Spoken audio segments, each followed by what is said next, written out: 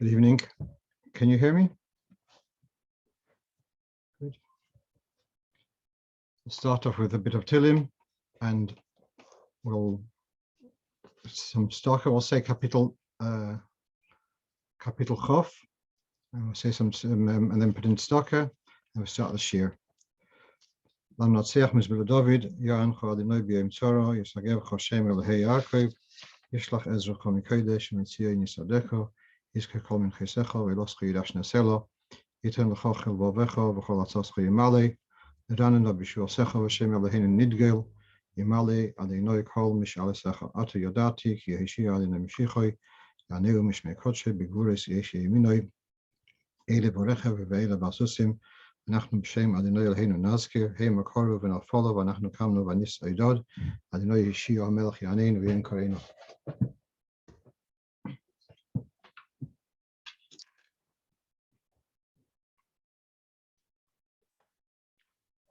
So today we'll start the shir with the first of the questions, which is coming after Shavuos. So we have a change. Someone asked me about this change in Chabad Nusach, where in the Minchasa V'Niskeim on Shavuos. So normally say Minchasa V'Niskeim, we mention the korbanos of the day in the Musaf, and on Shavuos instead of saying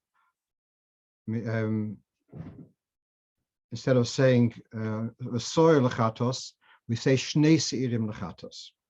The reason for the Shnei Seirim is because on Shavuos there are two sets of korbanos.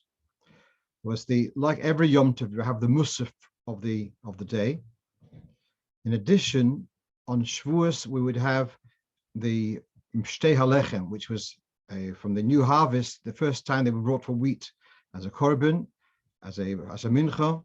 So that was brought on Shavuos. So the oimer was brought from barley, and that was on the second day of Pesach, and the Shtei Halechem is brought on Shavuos. That would be accompanied with a whole set of korbanos, oilus, etc., and also with the soil lechatos. So there was two chatois. One was from the Musafin, will be one from Musafin, and one got to do with Shtei Halechem. And it's the recognition of this that the Alter Rebbe changed, instead of saying on Shavuos soil lechatos, to say Shnei Seirim lechatos.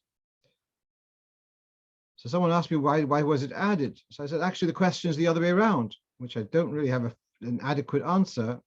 Why don't we go through the whole Seder of Shtei Halechem on Shavuos?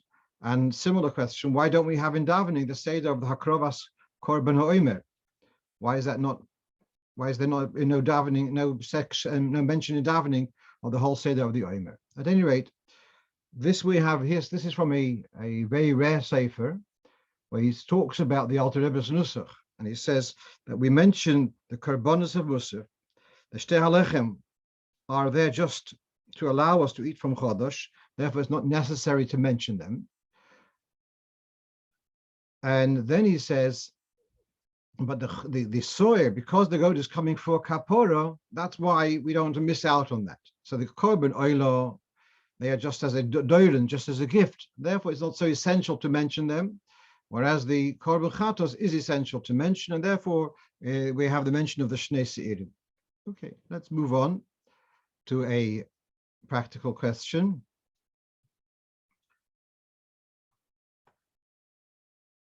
About making ice cream on Yomtov. So these are a few questions which came up out of Yomtov.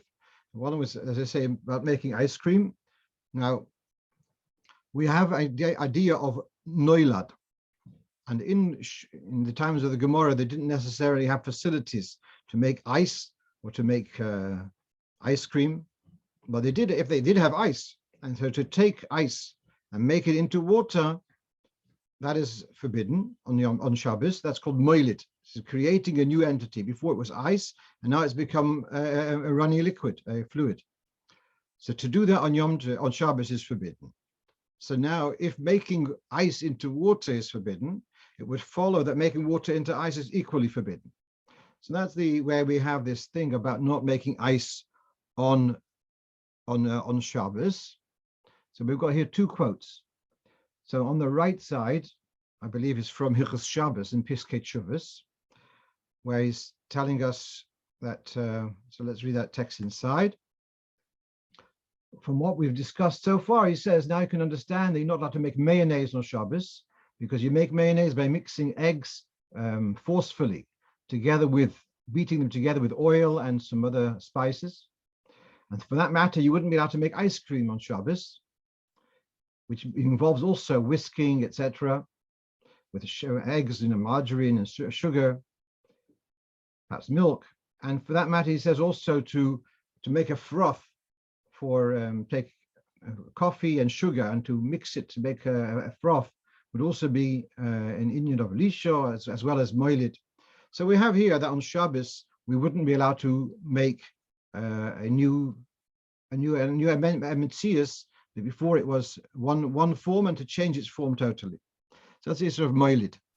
What about Yomtov? And obviously the hergish is, if you're allowed to take flour and mix it and make a cake on Yomtov, we don't do it because we've got everything with machines nowadays. But you could, theoretically, you could make a cake on Yomtov. So if you're allowed to bake, why should moilid be and noilid be also?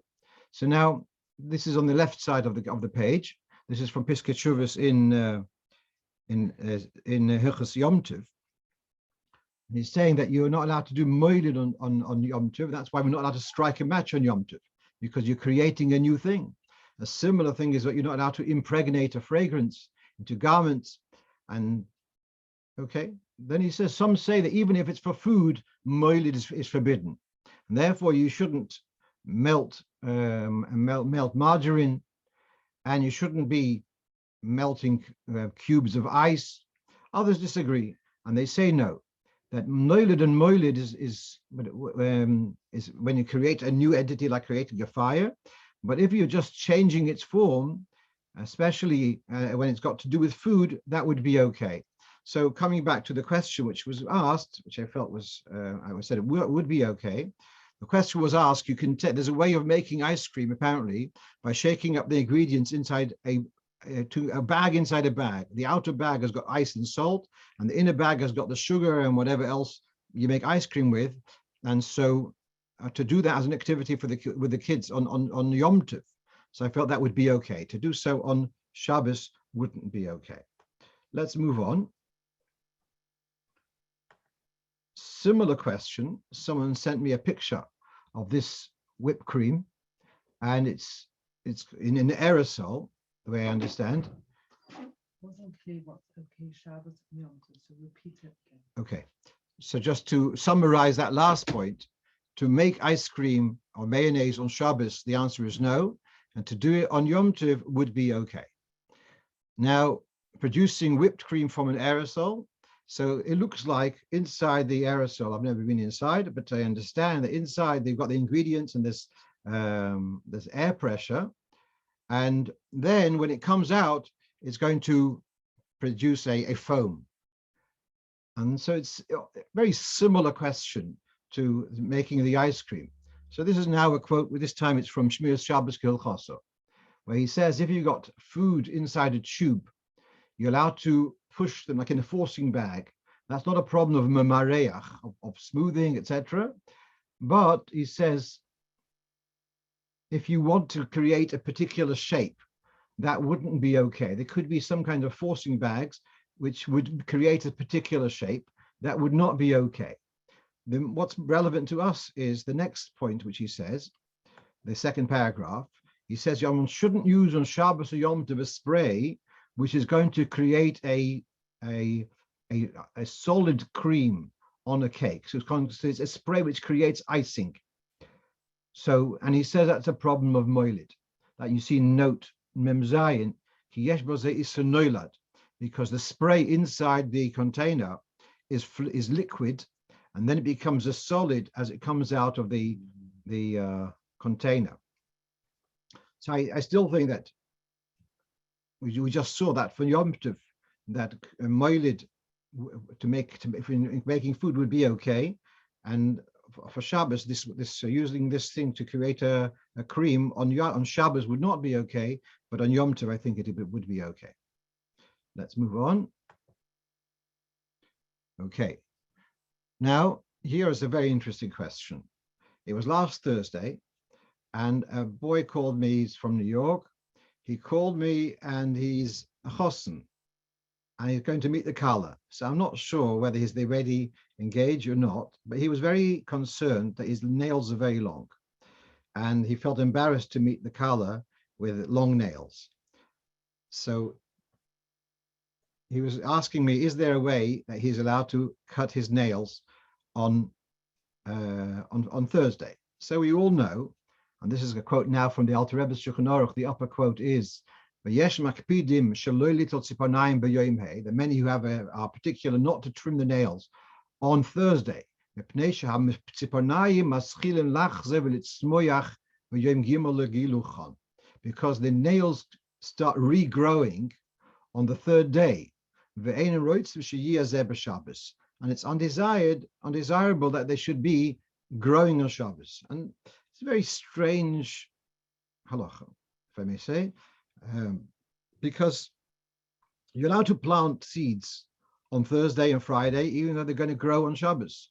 So why all of a sudden do we worry about trimming nails and they're going to grow in 3 days' time, 2 days' time, however you work it out? Now, this minhag of not trimming nails on Thursday goes back to perhaps late Rishonim. The lower quote we have is from the Sefer Matei Moshe. Matei Moshe was a Talmud of Marshal, which puts him about 400 years ago. And he says something that till Wednesday, it belongs to the past week. And from Wednesday onwards, it belongs to the future. As we say by Havdalah in Motzei Shabbos, if you didn't make Havdalah till Tuesday nightfall, you can still make Havdalah. Therefore, his hilokut siporn of miyom revi v'holo kadei sheyi atikun lekvod Shabbos. That's a bit unclear what he's saying. He seems to be encouraging you to cut your nails in the latter part of the week. The way the Mishnah Brura in Siman Reish Samach, he learns the following. You trim your nails, and then it comes Shabbos, and it's obvious you didn't trim your nails to cover Shabbos. You trimmed them on Thursday, not on Friday. Why did you cut your nails earlier in the week? Why didn't you cut them before Mamash Erev Shabbos? That doesn't look right. It looks like you are looking after your cosmetic needs, not to cover Shabbos, but for yourself, something on those lines. Therefore, you don't trim your nails on Thursday because they'll start growing on Shabbos. It'll be obvious that you didn't trim your nails to cover Shabbos. That's the way the Mishnah Brura learns. I just now saw that others disagree with that way, and it's not so evident in the Alter Rebbe either. But that's the way he learns, and I'm quoting from the Eliyah Rabbah. At any rate, that was the basis of my psak, which I told him. My advice was to him like this. Again, remember, it was the chosson, and he has to meet his kala, and he's worried that his nails look very unkempt. So I told him, trim your nails now, but don't cut them all the way down. And then on Friday, you'll trim them again. So then it'll come Shabbos, his nails will trim to cover Shabbos. In fact, he trimmed them on Thursday. Well, that doesn't matter because they were trimmed again le covered Shabbos. I think perhaps even according to the other ways of learning, that advice might remain valid. Let me take a look at the chat. Nails grow from the base, not from the top. Within 24 hours, the nails lose their sharpness. Why not Erev Shabbos? So they are not sharp. Okay, I don't know the answer to that. You see, someone's asking why should you not trim your nails on Thursday to avoid them being sharp on Shabbos. Okay. Let's move on. Okay, so here's an interesting question. A boy called me up on Sunday on Erev Yomtov that he is in Eretz Yisrael and is keeping 2 days because he's a chutznik, and so he's keeping 2 days Yom Tov. So he's planning ahead. What should he do on the second day of Yom Tov?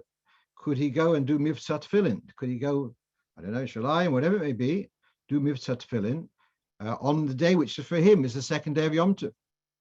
So I was able to find that Shlomo Zalman Auerbach was asked about a person who's keeping 2 days Yom Tov in Eretz Yisrael. But he wants to be choshesh. There are the shit of Chacham Tzvi. There are those who hold that you should be keeping only one day. So he doesn't want to miss a day of tefillin. But on the other hand, he puts on tefillin muksa. So Shlomo Zalman says that tefillin are that like any keli, which is muksa. For example, a screwdriver is muksa. But you are allowed to move a screwdriver if you need the space, or if you need to use it for a permitted thing. Let's say to use it as though to wedge a door open. So we've got the klal that muksa, a keli, which is mlachtel iser, you're allowed to move it. So now, if you want to use the tefillin for a permitted activity on Shabbos or Yomtov, they're not muksa. So on that basis, Rabbi Shlomo Zalman says, don't worry about muksa. You're allowed to put on tefillin, even if you're keeping Yomtov. You're allowed to be machmir to put on tefillin. So certainly he can use the tefillin to put on tefillin with Yidden. Here, just want to point out an interesting diuk, I think, which I heard from Rabbi Telsner, going back a few years, that the Lashon Poskim Mishta Brura is that tefillin are a klisha malachtel iser, whereas the Alter Rebbe in Siman Shin Ches, where Hilchos Muksa, he says eina ke klisha malachtel heter. He uses like a roundabout Lashon. Doesn't want to say it's a klisha malachtel iser. Let's move on. So the answer to that was the boy would be allowed to go on with tefillin because the tefillin being used for a permitted activity is okay. Now here's a very interesting question which I got, and I didn't find a satisfactory answer, or not a clear answer, and that was in one town in Europe. They did not get a minyan on the first day of Yom Tov. On Monday, the first day of Shavuos, they didn't get a minyan. On Tuesday, they did get a minyan, and so then they were had a dilemma. What Kriyas HaTorah should they do on the Tuesday? Should they do Kol HaB'chayr, in other words, the Parsha, which talks about Shiva Shavuos Tisparloch, which talks about counting 7 weeks and having the Yom Tov, or should they do the reading of the first day of Yom Tov, which is describing by Yom HaShlishi, talking about Matan Torah? So this is their dilemma. We normally, on the first day, we learn about Matan Torah, and the second day we learn about the day of Shavuos. And he's asking, what should he do? So let's first perhaps go down to, this is the quote from the Gemara, Megillah, Daf Lamed Aleph. So the Mishnah had said that on Shavuos, the reading is Shiva Shavuos, which is, as I said, that's Kol HaB'chayr in Parshas Re'eh. So Ba'atzeres Shiva Shavuos Umaftirim B'Chabakuk. Acherim Oimrim, the second opinion says, no, on Shavuos you should read B'Chodesh HaShlishi. I said before B'Yom HaShlishi, sorry. B'Chodesh HaShlishi, that's Sivan talking about Matan Torah.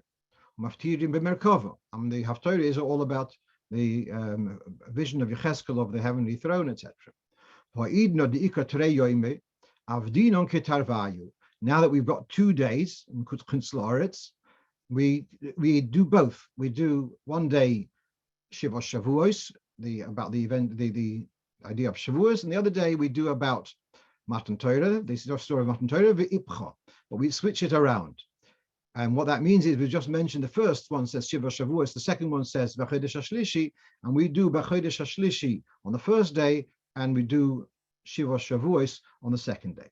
So this is the Gemara.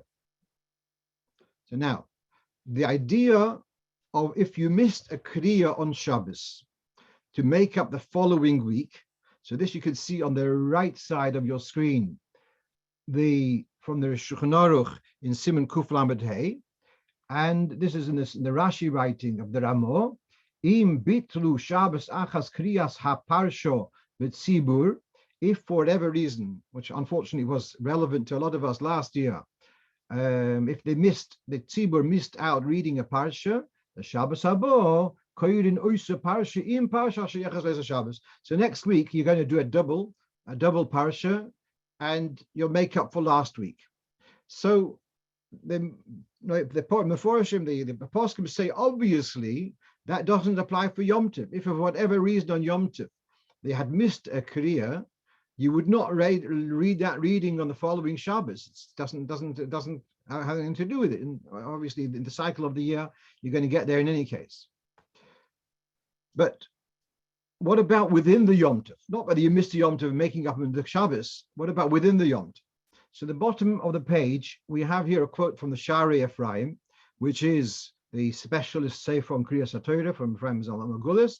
In Bitlu Atzibo Kriya B'Yom Aleph Machmas Eza Siba. Now this is about Pesach. In that chapter, he's talking about the various Yomtov, but Pesach.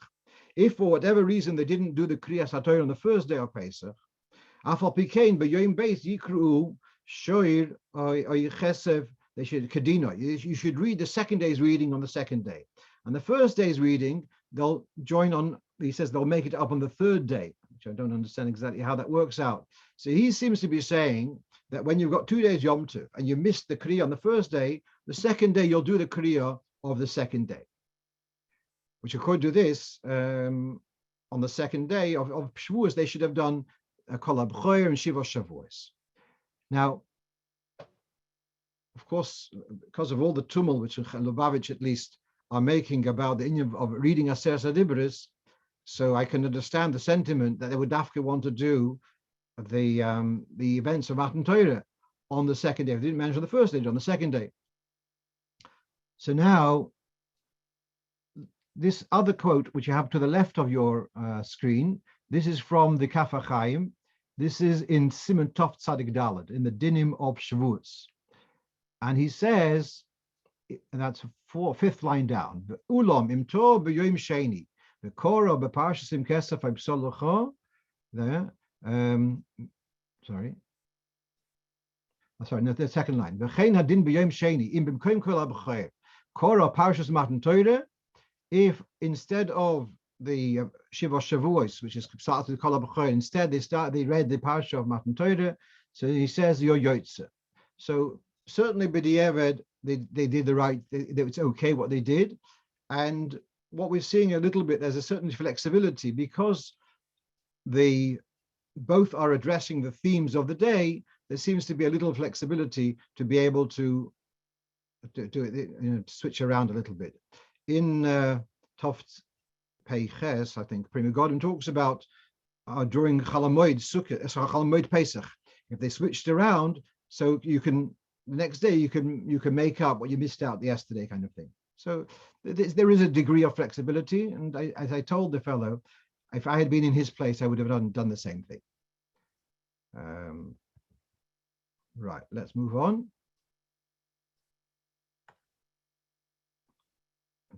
Okay, right. So I was asked this week about, does one make a brocha when putting up a mezuzah in a school building? So on the screen you have here from Shulchan Aruch, and this is Siman Reish Pei Vav in the Yoreh Deah, and it says Beis HaMedrash Poter Mimezuzah. If there's a door between the Beis HaMedrash to a private dwelling, then you should put up a mezuzah. Then there's a second opinion. V'yesh oimrim shebeis hamedrash chayev b'mezuzah. Some say that the Beis HaMedrash does need to have a mezuzah. V'nochoin lochush l'divreihem, and one should take heed of those words, but you shouldn't make a brocha on a mezuzah being put up in the Beis HaMedrash. So that's written in Shulchan Aruch. So you put up a mezuzah in a Beis HaMedrash, it's without a brocha. On the left side is a quote from a sefer called Seichel Tov, one of these specialists for him on Hilchos Mezuzah, and he writes, "V'chede b'Talmud Torah hakavua lelimudei kodesh," a room in a Talmud Torah which is designated for limudei kodesh. So then it's got a din of Beis HaMedrash. Even though the occupants are little children, it still has got kedusha. On the contrary, it's got even a greater kedusha. It's hevel she'ein bechet. The fact that they use the same classroom for limudei chayil, well, that's also the tzorah that to enable they should have limudei kodesh. They have also a bit of limudei chayil. So basically, what we see here is that a mezuzah in a school would be appropriate, but it would be appropriate without a bracha, like a Beis HaMedrash should put up without a bracha. Okay, let's go on then to the next thing which we have here, and that is a shliach sent me. He asked me in advance, and he sent me an actual sample of this. But he calls it. He's branded it as a kamuzuzah. He's on his shliach, and he comes in touch with students, etc., on campus, and they would like to have a mezuzah, but they don't want to get harassed because of it. So if you can see what I have in my hand, here's the Mezuza case. At the back, it's got a diagonal. So the Mezuza can be placed on a diagonal within this case.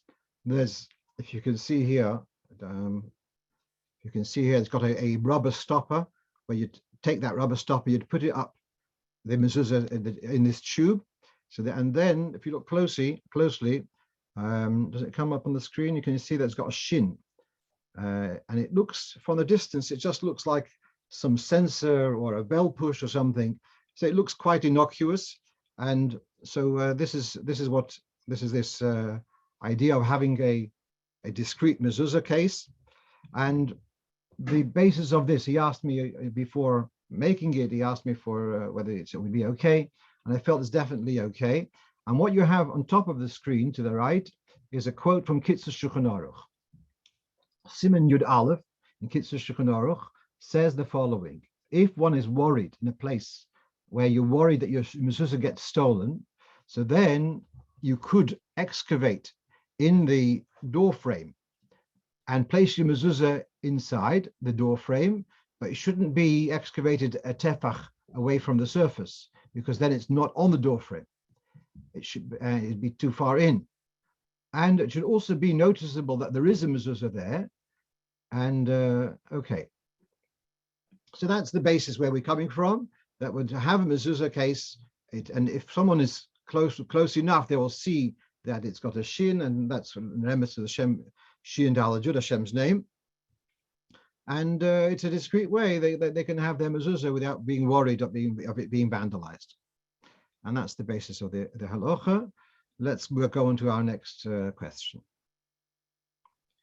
Okay, so here one of our regular listeners lives in somewhere in the States, and a neighbor of his, a Goyish neighbor, brought him a bunch of garlic.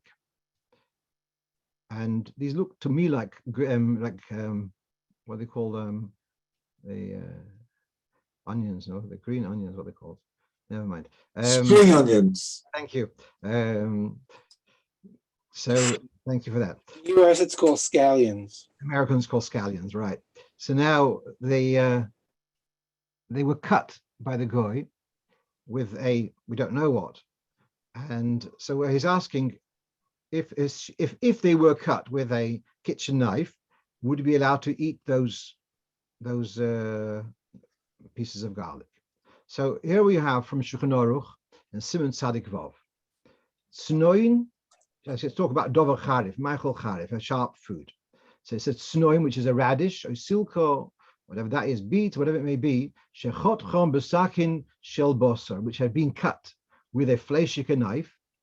It's a ben yoimoy, if it's greasy. Also leochlam b'cholav. So if radish was cut with a meaty knife, which is not perfectly clean, you wouldn't be allowed to have it with milk, unless you'd cut off the mokem hachatach. You'd have to cut off the trimmed part a little bit in the tilas mokem, which would mean you'd have to cut off about about a finger width, shehu keuve etzba, which is about 2 centimeters. Right. So if that's what you have to do from fleishik to milchik, and then we go on to sif base in the same siman. He says, if one had used a knife to cut garlic, onions, or kreishins, leek, I think, but tamcho and chrein, which is shekoining chrein, kudyoytze mit vorim acharifim, or peirus, chamutz, etc., dinam shova lechotach boitsnoi. So it's the same din as having cut a radish. It goes in some detail. Now, what this left us with, there's not much to be done here with this with these onions, these garlics, because once it's cut off 2 centimeters, there's not going to be much food left there.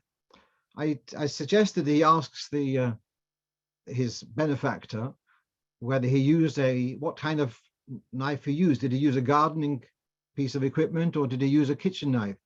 He said it's just simpler just to throw it out. So that's it. I told him give it to a Goyish neighbor. Right, let's move on. Right. So someone's asking here on the chat, is one allowed to buy cut up fruit from and vegetables from a non-Jewish grocery? So what's unique about these products, which we're talking, these foods which we're talking about, that they are sharp, and because they are sharp, even if the knife hadn't been used in 24 hours, so there's a concept of mechal yalei l'shvach, that the sharpness would refresh. So generally we know that if a keli hasn't been used for 24 hours, so then the taste is gone a bit off. But that doesn't work if it's with a sharp food. So if it's a sharp food, you cannot buy it from a cut up fruit from a kosher grocery. Other foods you would be allowed to. I'm not very comfortable about it, but you could, and just cut off a thin layer, which if you're worried that they used a non-kosher knife, the likelihood is, as you see on the screen here, it talks here about a food made of ginger or something, and he says that they would have special tools for that. The likelihood is, in a shop, they probably would have knives which they basically use just for the vegetables, especially if it's a bigger shop, but you never know. So that's why I would still trim off a little bit, and it wouldn't have this kind of infectious nature of a dover charev. Right, let's move on then.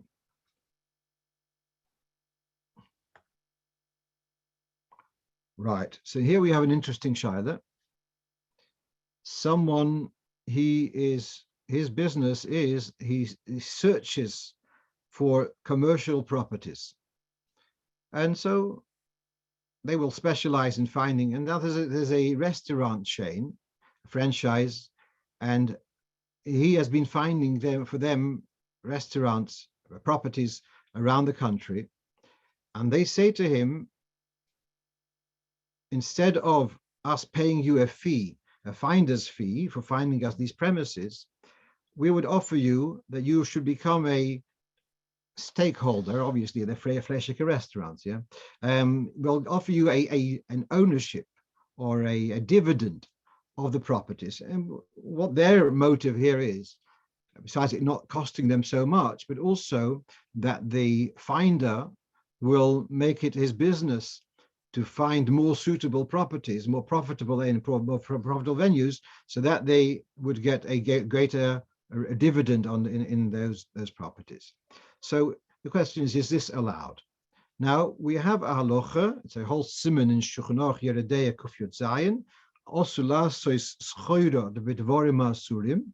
We're not allowed to do trade with non-kosher produce. We're not talking about basa b'cholov, which is osa b'hanor. We're talking about selling meat, treifa meat, treifa chicken, whatever it may be, for stuff which is osam natayra. Stuff which is osam midrabanon, you are allowed to trade with. Stuff which is osam natayra, you're not allowed to trade with. And the question is, what's the reason for this? This is in Shuvas Chasam Sofer in Yeridei Kuf Dalet Kuf Hei Kuvov. He talks about a question of a businessman somewhere in Trieste, I think it was, or perhaps I'm mixing up. And there was a businessman somewhere in Europe at any rate, and he's got a business contact in Egypt, and apparently eels would be very lucrative to sell them in Egypt. So he wants to buy from a provider of eels somewhere in Europe in barrels, ship the barrels out to Egypt and sell them at a profit. And so the question was put to the Chasam Sofer. And the Chasam Sofer talks about this: what's the reason for not being allowed to trade in treifa food, in dvorim asurim?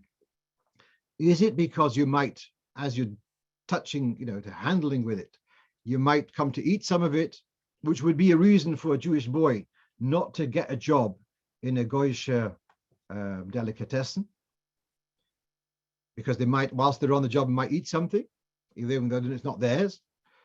On the other side, this fellow is a businessman; he's not touching the stuff. Or is it just a isur in a Torah? And the Chasam Sofer says the majority of poskim, save the Trumas Hadesh and all the rest of the poskim, hold that schoira b'dvarim asurim is isur in a Torah. So now to actually own to be a partner in this restaurant, which is selling treif food,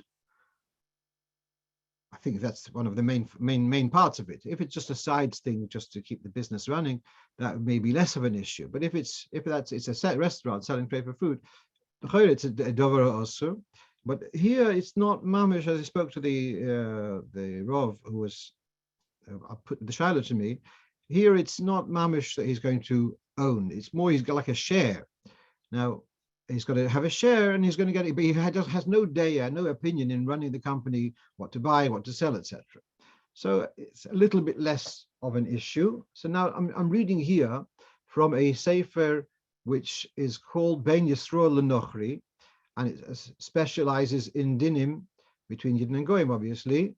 And in the section on Yeridea, he says the following: Yesh oisrim litein mois lenochri, she is asik bidvorim asurim v'harevach yer lishneim. Some say that you're not allowed to give money as an investment to a goy, that the goy will then invest in non-kosher food, and the profit will then be shared.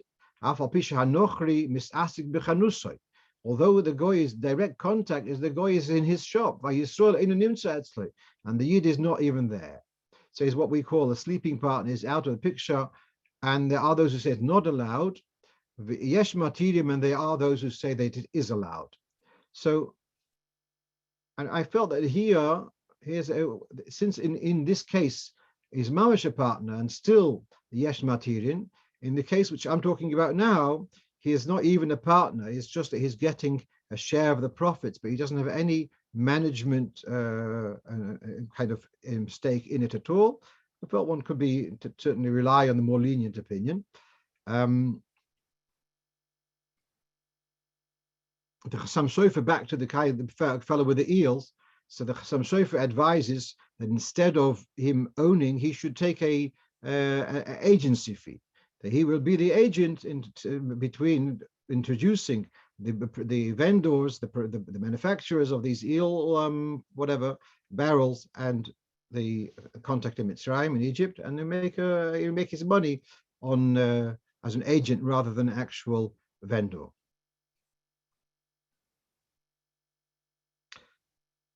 Okay. Let's now go on to the next point, which we have here today. Baruch Hashem, we're getting through our agenda.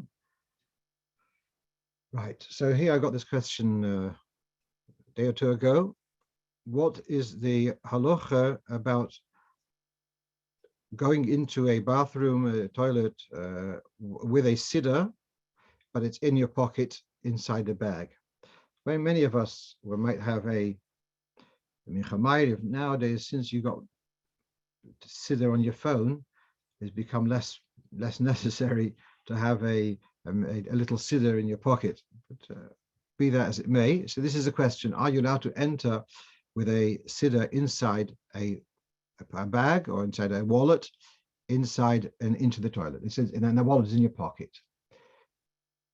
So now we've got here two sources, and one is in Siman Mem in the Alter Rebbe's Shulchan Aruch. That's on the right side. So let's go through this carefully. It's in the middle of a discussion about a beis hakisei, out in the field, and there it said the person who's wearing tefillin, those times they used to wear tefillin the whole day, that he would be allowed to go in with the tefillin wrapped up in his garments. And he says that's only allowed by tefillin she'odam loifshin kol hayoyim, because if a person wears them whole days, wearing these halach ben basodas in the field also. And he's out in the field, wearing his tefillin the whole day, and he needs to relieve himself. What should he do with his tefillin? Run back home? It's not practical. How about taking off the tefillin and leaving them at the wayside, and then going into this facility? Then, well, there's a worry that they might get stolen by passers-by. So therefore, because the tefillin are worn the whole time, and it's not practical to take them back home, therefore there's a concession that they may be taken into a beis hakisei wrapped up. Aval she'or sforim, but other sforim Also, la'achnisam afilu bebeis kisa shebasode beibigdoi biyodoi lahashtem miyushiv. He says, but a sefer that you wouldn't. There's no need for the concession. You can leave the sefer at home. Why do I have to give you a concession to have it with you and wrap it up in your clothes? You could, you're not mechuyev to take a sefer with you. And he says, if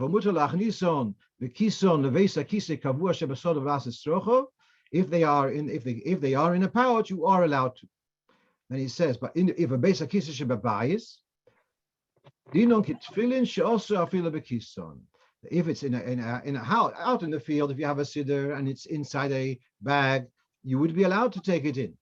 But if it's in a house, and it's in the pocket, it says that's not allowed. Afilu bekison, that you wouldn't be allowed to take it in. You'd have to leave it outside. Now, this is quite a practical issue. A person does have a minchamayid or something, as I said, inside their wallet, and they want to use. It's not always practical every time to go when one goes in to take it out and find somewhere to put it safely and shouldn't get spoiled. So what about kiss betoich kiss? So this is if it's in one pouch, but if it's in a double pouch, the poskim say it's okay. In addition, some poskim maintain that this objection is more about a sefer which is written on parchment, like a Megillah, that kind of, which has got more kedusha. Whereas a printed sefer, some say it doesn't have that degree of kedusha. But if it's already inside a bag, inside your pocket, kiss b'toich kiss, one could rely on the lenient opinion. Let's take a look at the second quote. Is from Simon Mem Gimel, and it talks about tefillin, and this was why the person asked me the question. It says here, if you have a tefillin in a bag together with a talus, yeah. They put the tefillin bag and the talus into a big bag. Harei gam kis hagodol, the larger bag, is called the bag of the tefillin. And v'tzorach oid kaili al gabon. So tefillin inside a talus bag, that would still be called, even though the tefillin are in a bag, it would be called, it's only in one bag. You still have to have another bag on the outside. Which I told him, I feel that this halacha is not talking about regular two bags, because we have a din of kiss b'toich kiss. Here is a unique halacha, that the tefillin inside the talus bag, it's as if the talus bag is there to honor the tefillin as well as the talus. Therefore, they're all called like one bag.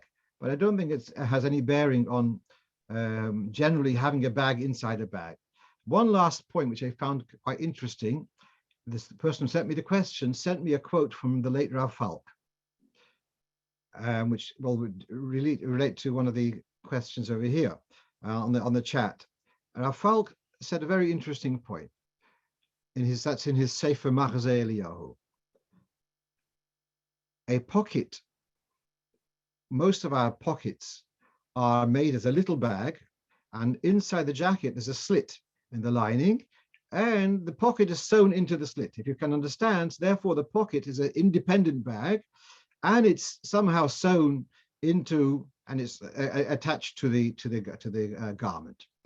As on that basis, most pockets would be a kiss, b'toich kiss, because the pocket is like an independent pocket cover, and then the jacket or the coat is another cover. So you got inevitably you're going to have kiss b'toich kiss. That's his position, which I find very interesting. To exclude, let's say, a shirt pocket. A shirt pocket is not a separate bag. It's like another patch of cloth sewn onto the surface of the shirt. That would not be, even according to his hat, it wouldn't be counted as kiss b'toich kiss. Let me just go up and see what we have here. Someone's asking, when traveling through the airport, tefillin and hand luggage, we come to the same issue when needing to use the restroom. The hand luggage would have to be brought into the restroom, so it shouldn't be stolen or tampered. It's absolutely right. And therefore, you're going to make a point that you should have a kiss b'toich kiss.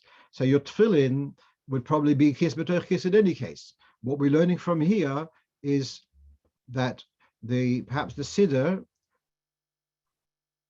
Well, he just said a basoda, you're allowed to take it in with one kiss. But if your siddur would be inside a bag, inside your carrier bag, that would be kiss b'techis in any case. But I'm just looking over here that he says that b'case besa kisse kavua basode would be allowed one cover. So then,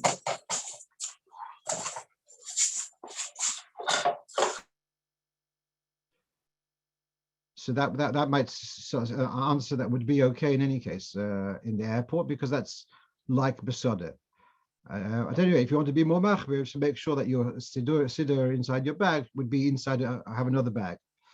Let's go on to our last question for today, and that is, let's come back to the screen. Okay, so this is a question we have. So one of our regular listeners is in Russia, and quite north, and we are familiar that the Alter Rebbe says in the Dinim of Sfir Soimer, he has a loshon of Medinos Elu Hatzfoinios, that dawn, the Alter Rebbe, let's explain something. We have a couple of minutes. It's very confusing. You look on the calendars and the earlier dawn, later dawn, what's it got to do with? So dawn is the word alos hashachar. Shachar means the blackness. And alos hashachar means when the blackness starts lifting, the blackness of night. The total blackness of night starts lifting because there's the first ray of daylight. There's another loshon, koichav hashachar. There's a morning star which would be like kind of heralding the dawn. So that's koichav hashachar. Alos hashachar means the blackness of night is lifting. So some poskim follow that it's just 72 minutes before sunrise. And that's based upon, in the Gemara in Psochim, we get the impression that the difference between Alos HaShachar, which is dawn, and Netzach Hama, which is sunrise, is the amount of time it takes to walk 4 mil, which works out, according to many shittas, works out to be 72 minutes. Okay. And therefore, they are applying the shear of 72 minutes before sunrise, regardless of which latitude, etc. The Alter Rebbe certainly disagrees with this. That's what the point which he makes over there in the Siddur, that dawn being before sunrise is that the 72 minutes is true in Eretz Yisrael at the times of the equinox, the times of Nisan and Tishri. But looking at dawn other times of the year, so the difference between dawn, the time difference between dawn and sunrise in winter will be longer than at the equinox, and in summer will be even longer. And then if that's true, 72 minutes is true for Eretz Yisrael, well, that's because it being about 30 odd degrees above the equator. But if you go further north, and very much further north, then the transition from dawn to sunrise can be much longer, can be 2 hours, can be 3 hours. And that's the Alter Rebbe's point, which he says, so dawn, it's at midnight, because it gets earlier and earlier to the point you can't go earlier than midnight. So therefore the Alter Rebbe says two things. After Yud Ches Iyar, after Lag Ba'omer, basically, you cannot do Sfira So'im with a brocha after midnight, because after midnight it's already dawn, it's already the beginning of the next day. Second point, he says, on Shiva Osa B'Tammuz, you wouldn't be allowed to eat. Now Shiva Osa, like most of the fasts, besides Tisha B'Av and Yom Kippur, the other fasts they start from dawn. So the Alter Rebbe says on Shiva Osa B'Tammuz and B'dinas Eila Hatzfonius, from midnight you're not allowed to eat because it's already the fast has begun. Okay, so the Alter Rebbe is saying very clearly that dawn starts from in these very northern parts of the world, in these months, June, July, it's going to start at midnight. So this fellow is asking the Chassidish Ingerman, and he sometimes will not have finished his learning for the day until nightfall, and sometimes he'll want to learn a bit longer after midnight. So then question, if it's already dawn, what about Birchas HaTorah? Does he have to do Birchas HaTorah? And he has another question. He's actually going to bed. Does he say Hamapil? In other words, now in Hayom Yom, I think it says that there were 3 days in Lubavitch, the 3 days a year wouldn't say Hamapil, wouldn't say Krishma Shalamit, wouldn't say Hamapil, and they would be up a whole night. So here, Shavuos, by the time I came home, etc., it was already dawn, well after dawn, so I didn't say Hamapil. So you don't say Hamapil after dawn. It wasn't very light, but it was after dawn.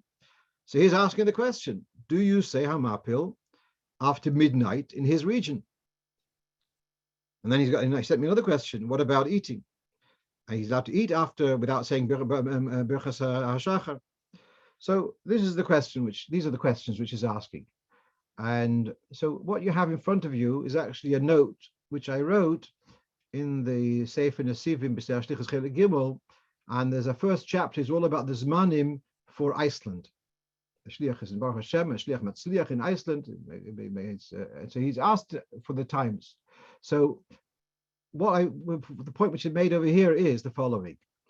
Sometimes we say, if a person's got a particular, he's got his own nature is unusual. So we often will say, the fact that you are satisfied with this, but for other people it's not normal. But when you have a whole region, so that becomes, if it's a whole country, that is considered normal, even though it's not normal for the rest of the world, but in this country, this is normal. So now in Iceland, to say that, what's the issue here? You're saying in Hamapil, you're saying Hashkivenu Avin L'Sholem. And Halacha, it's after dawn, it's not Zman Shchiva. It's not the time for going to sleep. How can you say Hashkivenu? But you know what? In this part of the world, for most of the people, most of the population are sleeping at this time. And therefore it is Zman Shchiva. So again, for an individual who decides to go to sleep at 4 o'clock in the morning, and it's really getting light, it's going to be perhaps a bit of a stretch to call it Zman Shchiva. You can argue. 6 o'clock in the morning for sure, it's not Zman Shchiva. People are getting up already by then. But in a region where the night is such a short night, and therefore people are sleeping at this time, and this is the normal practice in this country, then that should be called Zman Shchiva, and therefore it shouldn't be a problem to say Hashkivenu. Now, and then someone, this Rabbi Greenwald, sent me a few references who say very much the same svara. That's Shuvas Rabbi Kiba Yosef, that in places where it doesn't become night, so when one follows Zman Shchiva, that sleeping times for the local people would be called sleeping time, and another couple of references. And then another quote, the third paragraph, is from the Klosenberger Rebbe in his Shal Divrei Yatziv. And he says another idea, that if there's a place where it doesn't get fully dark, but the sun does set, someone would count nightfall from sunset. So these regions, at any rate, so let's come back to the question about saying Hamapil after midnight. I think Yeshal Malismech to say, and the very fact the Alter Rebbe in his Siddur says, don't eat after midnight on Shivas B'Tammuz, and don't do Svir Soimer after midnight from Ayut Chesiyur. Why didn't he address the more common thing, Hamapil? People, I'm sure it was a common thing. And what about people about Birchas HaTorah? Why doesn't he address these things? It looks like he wasn't worried about them. And so possibly this was the svara, as I said, it's a Zman Shchiva, although technically it's already dawn, but colloquially it's still Zman Shchiva, you can still say Hamapil. With Birchas HaTorah, then I have another argument to be allowed to say, to not have to say Birchas HaTorah, and this is in Shuvas Maharshag. Shimon Greenfeld was a Rovin, I think, in Sombaterli just before the war, and he writes the following, especially talking about Tikkun Leil Shavuos, and it's relevant in these parts of the world where it becomes dawn very quickly after midnight. So when do you finish your Tikkun? So ask a simple question. We know in Halacha that the day switches at nightfall. This morning was Yom Chamishi, now it's already Leil Shishi. Why don't I have to make a Birchas HaTorah right now? The sun is setting, is set. Why don't I have to make a Birchas HaTorah? It's a new day. Till now it was Chamishi, now it's Shishi. But we're writing a Ksubah, or whatever it may be, I'd have to write Shishi. So Rabbeinu Rabbeinu Yoina, I believe, says the following, Rabbeinu Brochus, that the night now is a hashloma for the day. That which you didn't manage to cover during the day, you have your quota of learning, and you didn't manage to cover it during the day, so you finish off at night. So it's like a follow-on. And therefore, the evening learning, the night learning, is kind of linked to the day's learning, the preceding day's learning, and you don't have to make a new bracha at nightfall. It's written in Rishonim. The Maharshag, Rabbi Shimon Greenfeld, he takes this one step further. On Erev Shavuos, when you got up in the morning, you said Birchas HaTorah, you knew that tonight is going to be beginning Shavuos, and you knew that you're going to be up for the Tikkun Leil Shavuos, and that Tikkun Leil Shavuos may overspill. Okay, so your Birchas HaTorah kind of on the eve, the morning of Erev Shavuos, that included your learning, which is going to be in the overflow after dawn. That's his chiddush. I know, and certainly if it's a normal practice that a person sometimes in those regions does learn after Chatzos, I think he can rely on that and doesn't have to stop to say Birchas HaTorah. Just one last thing we have on the chat here. One of our listeners in Eretz Yisrael, and he says that here in Israel, everyone seemed to have a different time for Alos HaShachar. Even their latest Zman was well before the Zman on Chabad.org. Well, I'm sorry, I can't really answer you without seeing more data. So you can send it to me and we'll be in touch afterwards. Meanwhile, I wish everyone a guten Shabbos and alles soll sein gesund. And we should meet b'soy v'smoches Tomit Kol Hayomim. Kol Tov. Sure.